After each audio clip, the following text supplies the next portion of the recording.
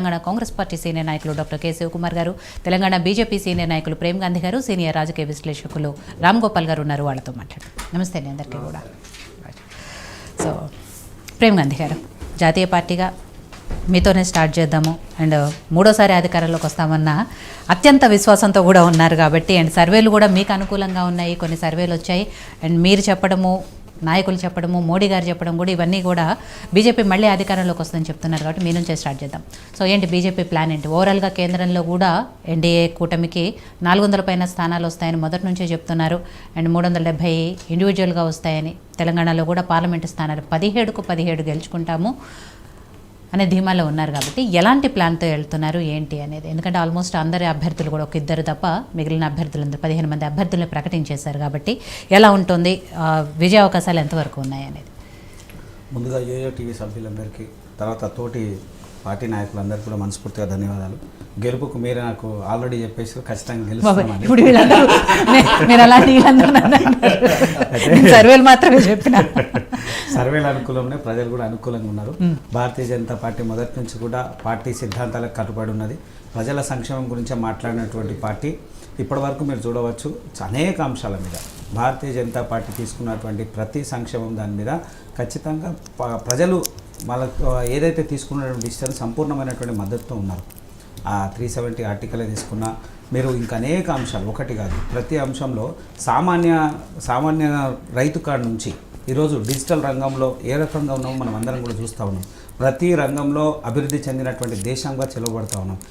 ఇతర దగ్గర సుమారు 40 నుంచి 50 దేశాలు మన దేశం అభివృద్ధిని, మన దేశం యొక్క ఆర్థిక అభివృద్ధిని అందరూ కూడా చూస్తూ ఉన్నారు. ఆ అభివృద్ధి మనల్ని గెలిపిస్తుంది. నరేంద్ర మోడీ గారి సిద్ధాంతమే ఖచ్చితంగా, నరేంద్ర మోడీ గారి ఆలోచన విధానము భారతదేశానికి ఇప్పుడు అవసరం. అది కాబట్టి ఖచ్చితంగా మూడోసారి అత్యధిక మెజార్టీతోని మేము అంటున్నటువంటి ఎన్డీఏతో కలిసి 400 స్థానాలు, బీజేపీ నేరుగా 370 స్థానాలు గెలవబోతున్నాం. దాంట్లో సందేహం లేదు. దానికి నిదర్శనమే నిన్నటి చూస్తున్నటువంటి ఆంధ్రలో జరిగినటువంటి బహిరంగ సభ కూడా మీరు చూడవచ్చు. అన్ని ఏ పార్టీకి లేనటువంటి అశేష జనాదరణ చూస్తూ ఉన్నాం మనం. ఇక్కడ కానీ అక్కడ కానీ మా పార్టీ చేస్తున్నటువంటి యాక్టివిటీస్ అంతా కూడా రైతుల కోసము గతంలో ఏ పార్టీ చేయనటువంటి సంక్షేమ పథకాలు చేసింది.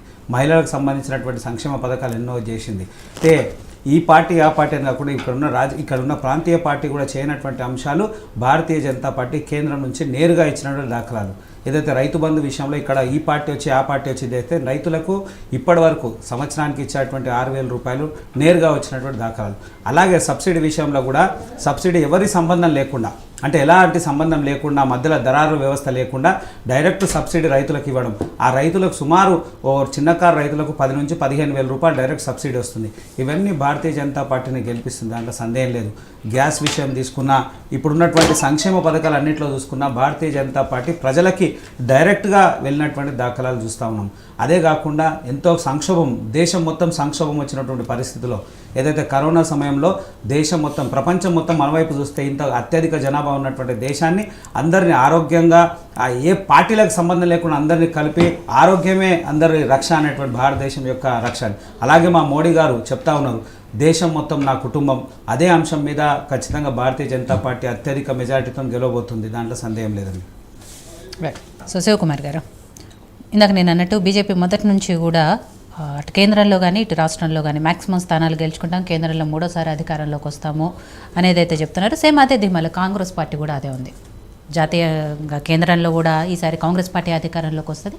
అండ్ తెలంగాణలో కూడా ఎక్కువ మెజార్టీ స్థానాలు, పార్లమెంటు స్థానాలు గెలుచుకుంటాము అన్న ధీమాలో ఉన్నారు. కాబట్టి ఎక్కడి వరకు అంటే ప్లాన్ ఎలా ఉంది? బీజేపీ వాళ్ళైతే ఇందాక